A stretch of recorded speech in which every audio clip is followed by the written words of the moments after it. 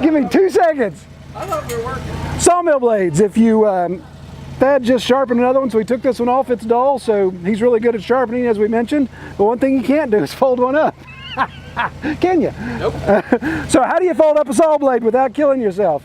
Well, what I was taught by the guys that when we bought the mill up in Buffalo, take your blade teeth out, put your foot in the center at the 6 o'clock position, palms underneath on both sides, and you're just going to twist.